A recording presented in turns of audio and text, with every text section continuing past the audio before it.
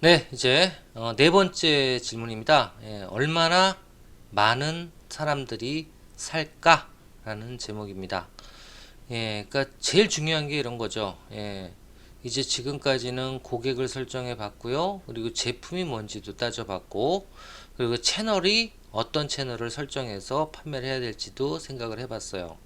자, 그렇다면 이제 생각해야 되는 건 뭐냐면 그 채널을 통해서 그러면 얼마나 많은 사람들이 내 제품을 사줄까도 구체적으로 예측을 해야 된다는 겁니다. 여기 나와 있는 것처럼 사업 관련된 이해관계자들은 가장 궁금해하는 게 뭐예요? 여기 나와 있는 제품이나 아니면 성능이나 이런 것들도 중요하지만 가장 중요하게 생각하는 것은 도대체 얼마나 그 해당 제품이 판매가 될까 하는 것입니다. 예, 특히 정부 지원 사업인 경우에는 저도 심사를 가끔 나가서 하고 있지만 특히 주관기관, 그러니까 정부에서 보통 이 정부 지원 사업은요, 예를 들면 중기부다. 그럼 중기부에서 주로 어디다 내려줘요? 예, 주로 진흥원이라든가 공공기관으로 이런 사업을 이관을 해줍니다. 중기부는 뭐하냐? 주로 사업 예산 따오는 일만 하는 거죠. 주로 이래요. 예. 이걸 따서 이런 진흥원이나 이런 쪽에다가 그뭐 중기부사나 공공기관 여러 가지가 있죠. 소상공인 시장진흥공단 또는 창업진흥원 또는 기술창업진흥원인가? 예, 그런 쪽도 있고 또 중소기업진흥공단도 있고 진흥공단도 있고 뭐 몇 가지가 있어요. 자, 이런 공공기관에다가 사업들을 내려줍니다. 네가 운영해봐 하고 내려줍니다. 예산과 함께. 그리고 관리를 하죠. 예, 관리만 하고 보통은 이런 운영기관 이걸 이제 어떻게 보면 주관기관이라 그러는데요. 이 주관기관은 또 대학이라든가 지역별로 아니면 민간 전문 기관에다가 이런 사업들을 다시 내려줘요. 그래서 여기서 창업자들을 뽑아서 인큐베이팅을 시키거나 지원을 해줍니다.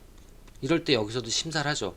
그럼 이런 심사 기준에서 가장 중요한 건 이런 중기부라든가 아니면 이런 주관기관들이 이런 위탁기관에다 줄 때 내년도 사업에서 어떻게 할까요? 여기 있는 창업자들이 결과를 내야 돼요. 결과를 내야지 그 다음 사업을 따낼 수가 있습니다. 따라서 이런 정부기관이라든가 이런 쪽에서는 제일 관심을 두고 있는 게 뭐예요? 진짜 이 제품이 판매가 될까? 기술 개발에서는 진짜 기술이 될까? 그리고 나머지 사업들은 판매가 되면 어느 정도의 고객이 구매할지에 대해서 구체적인 근거를 제시하는 게 제일 중요해요.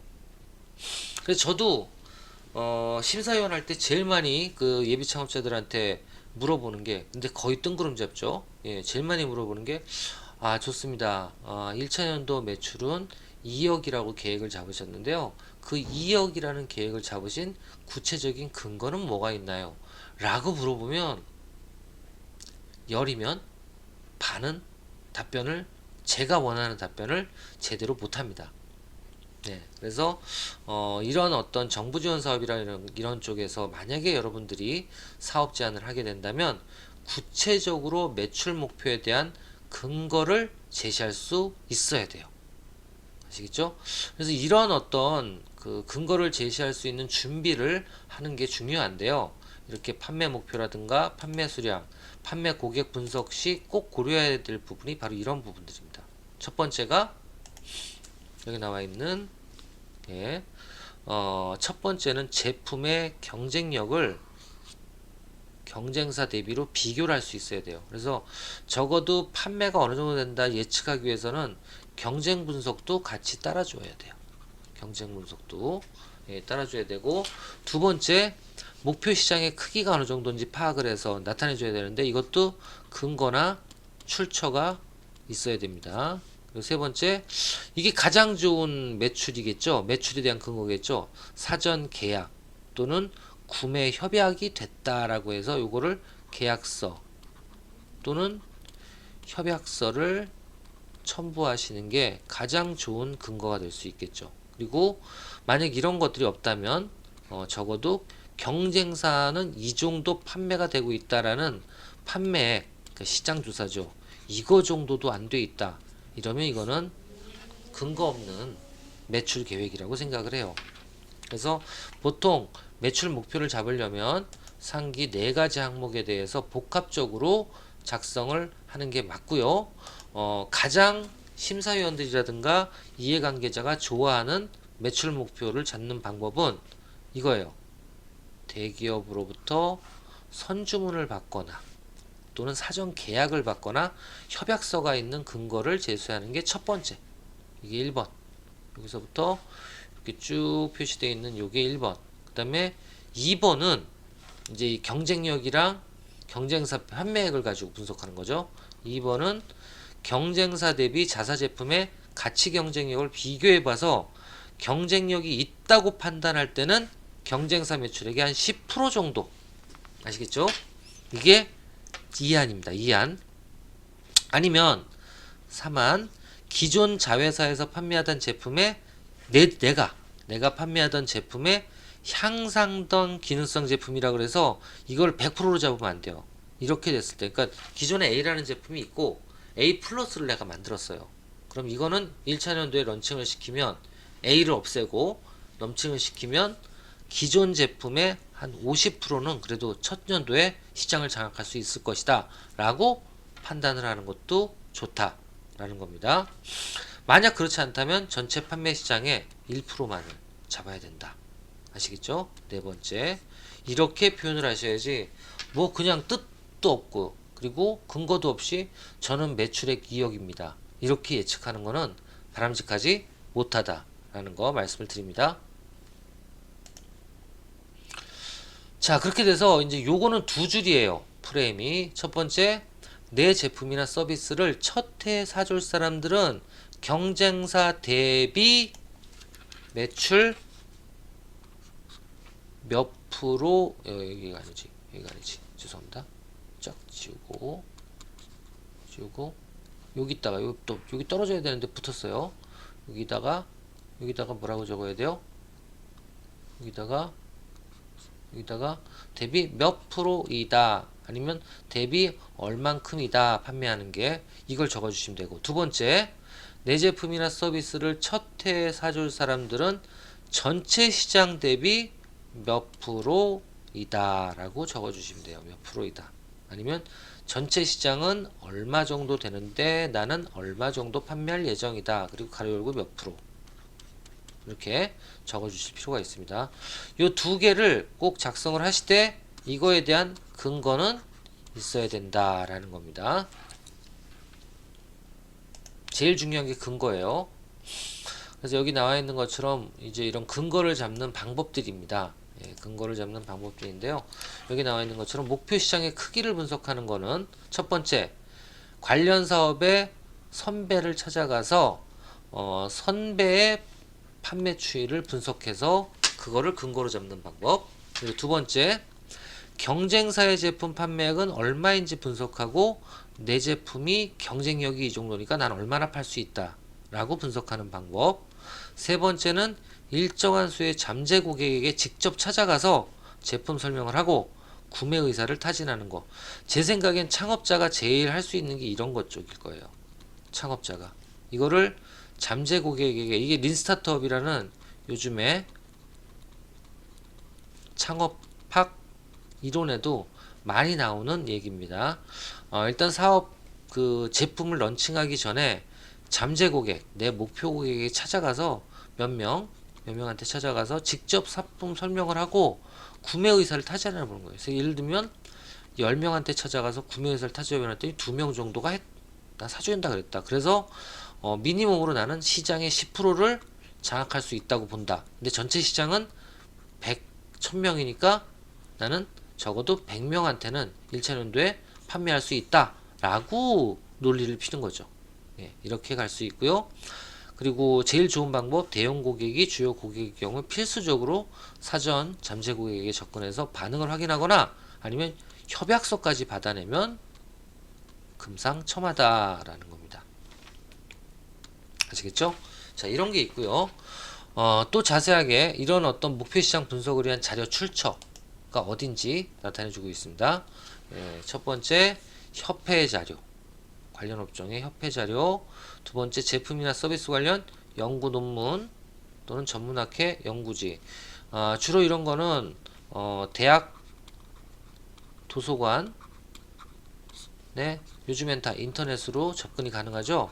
이렇게 해서 검색을 하시는 게 좋고요.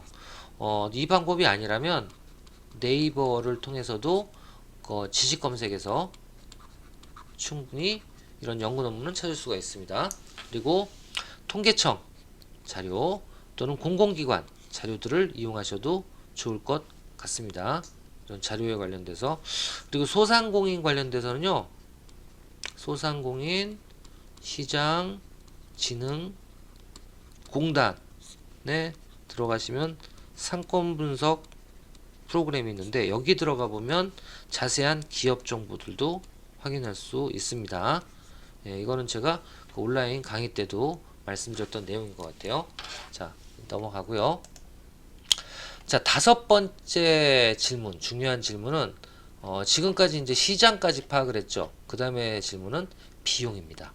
예, 더 중요하다고 저는 생각해요. 점점 중요해. 다 중요해. 여튼 예, 사업화를 위한 비용이 얼마나 되는지 알아내는 것은 매우 중요합니다. 사업 성공에 있어서. 그래서 사업이란 사업화하고 손익분기점까지, 예, 까지 현금 흐름 및 투자 금액이 소멸되지 않도록 하는 것이 제일 중요해요. 아시겠죠? 적어도 사업을 하면 처음부터 돈이 벌리는 게 아니거든요. 예, 돈은 몇 개월 후 아니면 몇 년 후에 될 수도 있어요. 특히 뭐 예를 들면 소프트웨어 개발 사업이다 그러면 이런 거는 처음에 데모 버전으로 만들어서 쫙 뿌리고 광고라든가 진짜 수익 모델에 대한 수익이 들어올 수 있는 시점이 1년, 2년이 넘어갈 때도 많아요. 자, 그렇기 때문에 이런 사업을 준비하는 사업자들이라면 어떻게 해야 돼요? 내가 손익분기점에 도달하기 전까지 현금 흐름이 제대로 이루어질 필요가 있습니다. 하지만 이 사업 경영이 있다면 모르겠는데 없는 분들은 이걸 찾기가 되게 힘들어요. 얼마 정도 들어갈지. 그래서 사업 경영 여기 표현한 것처럼 있다면 사업화 비용, 예를 들면 생맥주 전문점 그러면 운영할 자리의 규모만, 예를 들면 이거 50평짜리야. 그럼 곱하기 132기 시설비고, 그리고 인테리어는 뭐뭐 아니죠. 기자재는 뭐뭐 둬야 되고, 또 기물은 뭐뭐 사야 되고, 간판비는 어느 정도 들어가고, 이게 쫙쫙쫙 나와요. 쉬운데 특히 컴퓨터 프로그램 같은 거는 더 중요하다고 제가 말씀드렸죠. 이런 거 같은 경우에는 개발 경험이 있는 사람들은 이런 필요한 투자 항목들을 정확하게 뽑을 수 있지만, 그렇지 않은 경우에는 참 보면 이런 것 때문에 실패하는 경우가 되게 많아요. 자, 그래서 더 들어가 보시면 사업화 비용을 이런 식으로, 내가 생각한 사업을 사업화하기 위해서는 투자 및 운영 비용은 한국 돈으로 얼마 정도가, 몇 억이, 몇 천만 원이 필요할 것이다 라고 정리를 할 수 있어야 되고요. 그리고 여기에 나와 있는 이 금액은 또 이것도 마찬가지로 항목별로 근거가 분명히 있어야 됩니다. 뭐가 얼마나 필요한지 그렇게 돼서 작성이 돼야 돼요. 그래서 여기 혹시 여러분들한테 어려울까봐 주요 비용 항목, 그러니까 초기에 들어가야 되는 투자비가 어떤 항목들이 있는지 적어줬어요. 첫 번째, 인건비 당연히 들어가겠죠. 어떤 인건비? 개발 인건비. 그러니까 제품이라든가 아니면 신제품 제작을 위해서 투입되는 인건비. 여기는 지금 제작입니다. 이게 운영비가 아니에요. 운영비가 아니고 제작을 위한 인건비예요. 그리고 두 번째, 원료비, 제품 개발에 들어가는 원료비. 그리고 세 번째, 기자재라든가 장비 사용료, 그렇죠. 그 다음에 네 번째, 성능 분석비. 이건 이제 제조에 해당되는 건데요. 제조 같은 경우에 이렇게 시제품을 개발한 다음에 그 기능을 입증을 해야 되잖아요. 이렇게 하기 위해서 필요한 게 성능 분석이에요. 여기 꼭 들어가야 됩니다. 그래서 성능 분석이 되고 나면 어디로? 이거 가지고 특허까지 출원을 해야 되겠죠. 그래서 이런 특허 등록비도 들어가야 되고, 당연히 사업장 구매를 해야 되거나 자영업은 임차비, 보증금 이런 것들이 필요하고요. 그리고 초기 마케팅비 언제까지 손익분기점이 도달할 때까지는 계속적으로 홍보나 광고를 해야 되겠죠. 이런 비용 그리고 인테리어비 특히 자영업의 경우에는 이런 인테리어 비용 이건 이제 소멸성 비용이라 그러는데 소멸성 투자 비용이라 그러는데 이런 비용들이 적으면 적을수록 안전한 창업이 되겠죠. 그래서 이런 걸 줄이는 게 이런 소멸성 투자 비용을 줄이는 것이 성공의 요인이 될 수도 있습니다. 그리고 초기 운영비, 초기 손익분기점 이전까지 필요한 인건비, 초기 운영비, 초기 인건비, 그리고 초기 수도 광열비, 그다음에 뭐 임차료 이런 것들 다 해당이 되겠죠. 임차료 이런 것들이 다 해당이 되겠죠. 이런 부분들을 세부적으로 분석을 하셔야 된다라는 겁니다. 그래서 여기 보시면 이런 부분들이 많아요. 초기에 초보들은 예를 들면 샌드위치 가게 이런 부분이 있어요. 샌드위치가 잘 팔리고 있는데 에스프레소 기계에 영업사원이 와가지고 보통 샌드위치만 팔지 말고 커피도 추출기로 해서 바로 내리는 커피를 같이 팔면 이익률도 이렇게 올라간다. 예, 보통 20% 이상 매출도 오를 테지만 20% 이상의 순수익률이 발생이 되니까 이 원가가 싸기 때문에 좋다. 그러니까 같이 한번 팔아보는 게 좋지 않겠냐라고 설득을 했더니 홀라당 넘어갔어요. 그래서 시작을 했는데 예상처럼 커피를 같이 팔았더니 샌드위치 가게에 줄이 더 길어지기 시작한 거예요. 오, 쾌재를 올렸죠. 잘 되나 보다. 근데 나중에 한 달 지나서 분석을 해보니까 전보다 수익이 적다는 걸 나중에 느끼게 됩니다. 이게 왜 그러냐? 시간당 판매량이 줄은 거예요. 왜? 수익률은 당연히 커피 원가가 낮은 걸 판매하니까 판매 마진율이 높은 걸 판매하니까 수익률이 올라갔는데요. 개당 판매한 시간이 예를 들면 1시간에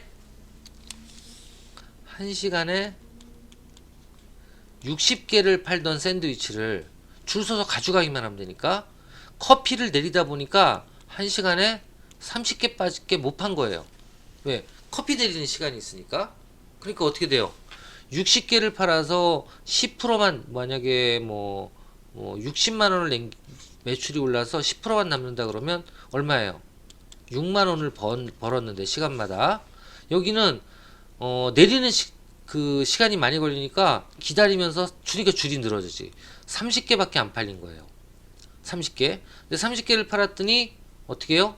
처음에 60만 원이 아니라 30개를 팔아도 매출은 개당 매출이 높아지니까 40만 원 정도를 팔았어요. 근데 마진율이 20%래. 마진율이 높아. 그럼 얼마를 버는 거예요? 얼마를 벌어? 이거 계산 안 되겠다. 이렇게 계산하면 안 돼.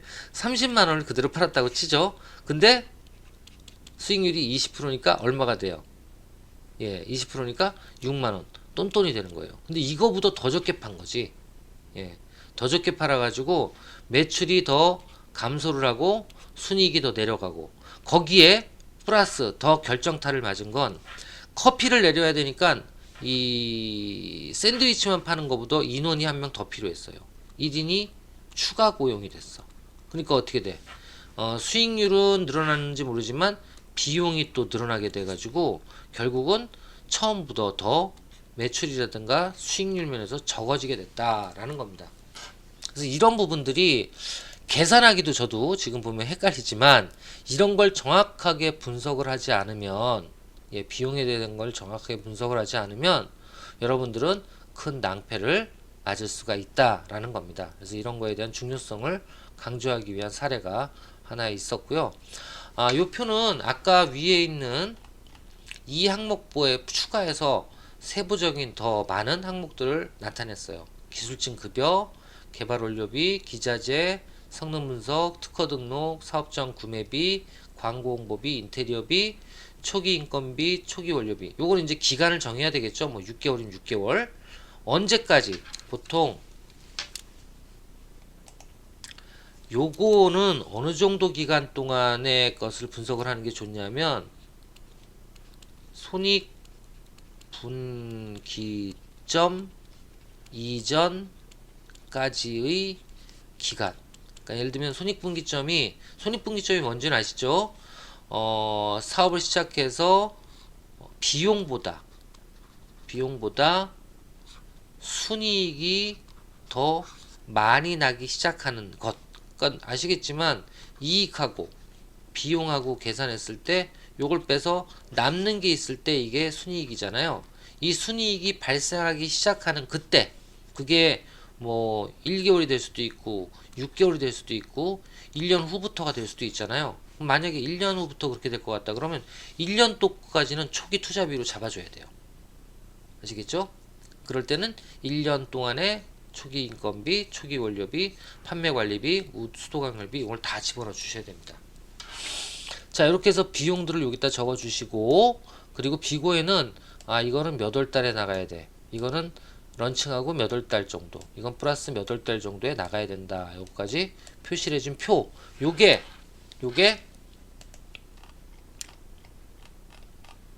이것과 함께 있어야 되고, 요 제일 밑에 있는 합계가 어디에?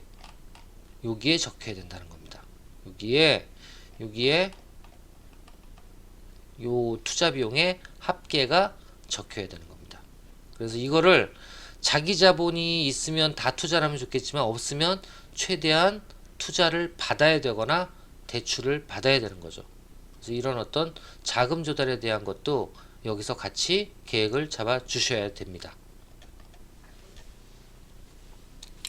자, 이제 6번째 중요한 질문 중에 하나가 바로 제품의 가격은 얼마로 결정할 것인가예요. 창업학에서, 현대 창업학에서 가장 중요하게 생각하는 게 바로 이 부분입니다. 최선의 가격 전략은 가격을 내리지 않고 올릴 수 있도록 하는 전략이에요.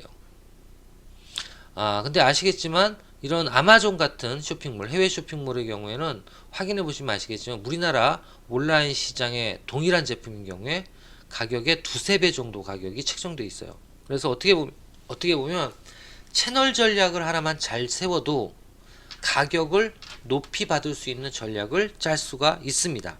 그래서 결론적으로 제품의 차별화 및 유통 채널의 차별화를 통해서, 그러니까 제품 차별화도 중요하지만 유통 채널의 차별화를 통해서 가격을 내리지 않고 올리는 전략, 이거는 결국 채널 전략에서 나올 수 있겠죠.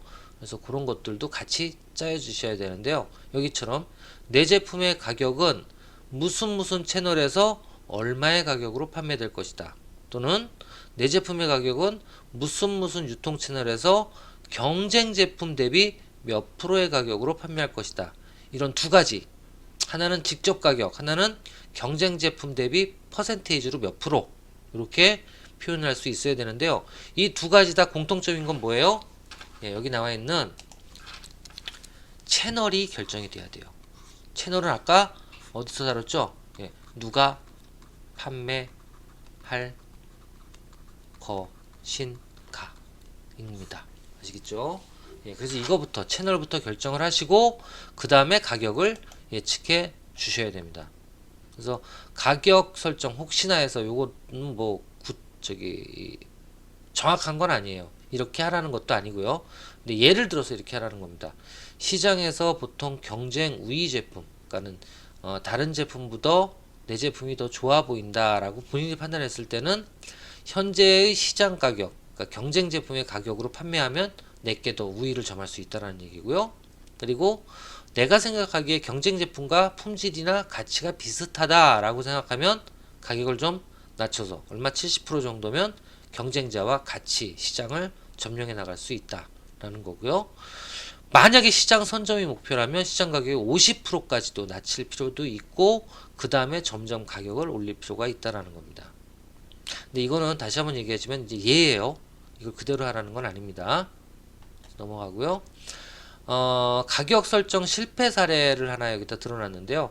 요거의 핵심 요약은 뭐냐면 제조의 경우에 만약에 어떤 구매 계약을 할 때 제품 원가에다가 공장 설립 비용을 모두 넣지 말라는 겁니다.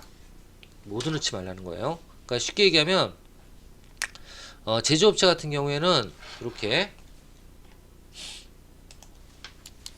공장 설립 비용 이걸 다 넣어버려. 1억이 들어갔다 그럼 다 넣고 거기에 부품비, 인건비 이건 재료비죠. 그리고 이윤, 적정 이윤까지 넣어가지고 소비자 가격을 선정하는데 이렇게 하면 안 된다는 겁니다. 공장 설립 비용은요 이렇게 감가상각비로 예를 들면 처음에 들어갔으면 그거를 뭐 7년에 걸쳐서 나누어서 원가의 개념으로 반영을 해줘야 돼. 그러니까 예를 들면 이런 거예요. 공장 설립 비용이 1억이다. 플러스 부품비가 뭐 100만 개를 만드는데 5천이 들어갔다. 플러스 인건비는 100만 개를 만드는데 또 5천이 들어갔어. 그리고 적정 이윤은 또 한 2천 정도 보고 싶어. 그럼 얼마예요? 2억 2천을 2억 2천을 판매가로 정하면 안 된다는 거예요. 100만 개에. 어떻게 해야 돼요? 일단 처음에 1억에 대한 어떤 그 공장 설립비는 1억에 7년 동안 감가상각을 한다면 7년 동안 10년이라고 볼게요. 10년이라 그러면 한 1년에 얼마씩이에요? 1000만 원씩만 원가로 계산을 하고 그리고 부품비 5천 또 인건비 5천 이건 계속 나가야 되는 거니까 꼭 들어가 줘야죠. 그리고 나머지 적정이윤 2천에서 얼마? 1억 1000, 2000, 3000, 1억 3천 정도의 제품가를 형성해서 뿌려야지 그냥 무작정 첫 방에 다 이 설립 비용을 찾겠다라고 생각하면 거의 계약이 안 된다는 얘기예요. 그래서 이런 것도 잘 계산을 하셔야 되는데 이렇게 하기 위해서 필요한 게 뭐냐? 여기에 나와 있는 것처럼 입찰안을 그러니까 B2B예요. 지금 B2B 사업에 대한 가격 제한 방법인데요. 입찰안을 제출하기 전에 가능하면 고객과 상대방과 가격에 대해서 상의를 할 필요가 있습니다. 그리고 두 번째, 경쟁사가 그들의 주요 고객에게 어떻게 가격을 제시하는지 알아내라. 수단과 방법을 가리면 안 됩니다. 예, 그 경쟁사가 비딩가가 얼마인지 알아낼 필요가 있는데요. 이런 부분들은 나라장터라고 있어요. 나라장터.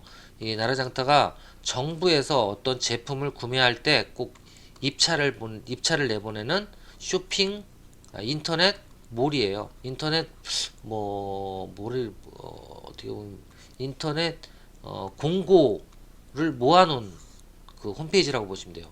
여기에 들어가서 비슷한 제품이 얼마 정도에 낙찰됐는지를 확인해 보실 필요도 있어요. 예, 그렇게 확인해 보시고 나라장터에서 또 제품 원가에 공장 설립 비용 전체가 아닌 적정 감가상각 비용만 계산해라. 예, 요거 지금 내용이죠. 이렇게 계산해라. 그래서 가격을 설정할 필요가 있다라는 겁니다. 그렇게 해서 가격을 적절하게 선정을 하시고 그리고 마지막인데요. 이 손익분기점. 근데 어떻게 보면 여기 이 비용을 따져보기 위해서 먼저 손익분석을 잡을 필요도 있습니다. 여튼 여기 뒤에 나왔는데요. 여튼 6번째, 7번째 질문은 언제 손익분기점에 도달하는가입니다. 이걸 하기 위해서는 현금 흐름을 정확하게 예측을 해야 되는데요. 이렇게 하기 위해서 필요한 게 손익분기점입니다. 그래서 손익분기 분석 및 현금 흐름표를 작성하는 것은 어떻게 보면 사업의 통착력을 기업주에게 주는 가장 중요한 요소들이 될 수가 있습니다. 두 가지가. 특히 투자를 받아서 사업을 키워나갈 생각이 있는 사업자라면 이런 손익분석이나 현금 흐름의 분석은 필수입니다. 왜? 투자를 할 사람들은 이 부분에 대해서 되게 궁금해 하거든요. 언제부터 수익이 창출이 되고 언제부터 현금이 더 이상 안 들어가도 되는지. 왜? 그때부터 투자한 사람 입장에서는 돈을 돌려받을 수 있거나 배당을 받을 수 있기 때문에 이 부분이 가장 중요합니다. 그래서 투자자를 만나기 위해서는 가장 필수적인 항목이 아래의 프레임, 이 손익분기점을 확인하는 것이다 라고 생각하시면 될 것 같아요. 그래서 내 사업의 손익분기점은 사업 시작 후 몇 년 더 붙어 있다 라고 구체적으로 나열할 수 있어야 됩니다. 그리고 이런 손익분기점 분석을 위한 근거 자료로는 다음과 같이 초기 투자 비용이 얼마고, 초기 투자 비용이 이런 거죠. 예, 부동산, 기자재, 실내장식, 권리금 뭐 이런 거죠. 그리고 월별 운영비 이거 다 비용입니다. 그리고 제품별 판매 수량, 이제 여기 두 개는 들어가는 비용. 그리고 여기는 버는 비용이죠. 버는 비용. 예, 버는 매출. 예, 매출입니다. 매출. 요 매출에 대해서 구체적으로 표현을 해놓고 매출이 비용을 능가하는 시점이 어딘지 이거를 확인하는 게 바로 손익분기점이니까 요거를 확인할 필요가 있다라는 겁니다. 여하튼 사업자에 있어서나 아니면 투자자에 있어서 현금이 바닥나지 않는지 현금 흐름을 꼭 확인해서 알려주는 게 가장 중요한 핵심이고요. 현금이 떨어지기 전에 사업자는 지속적으로 조달 방안을 마련해야 된다. 이게 어떻게 보면 사업가의 큰 사명 중에 하나다라고 알아두시면 될 것 같습니다. 자, 이렇게 해서 4주차 사업계획서 작성 실무 2장 내용이죠. 사업가로서 아이디어를 구체화시키고 그리고 사업화 할 수 있도록 만들기 위해 꼭 필요한 7가지 질문, 어떻게 보면 7가지 준비사항이에요. 이 부분에 대해서 설명을 드렸습니다. 네, 다음 주에 또 뵙도록 하겠습니다. 수고하셨습니다.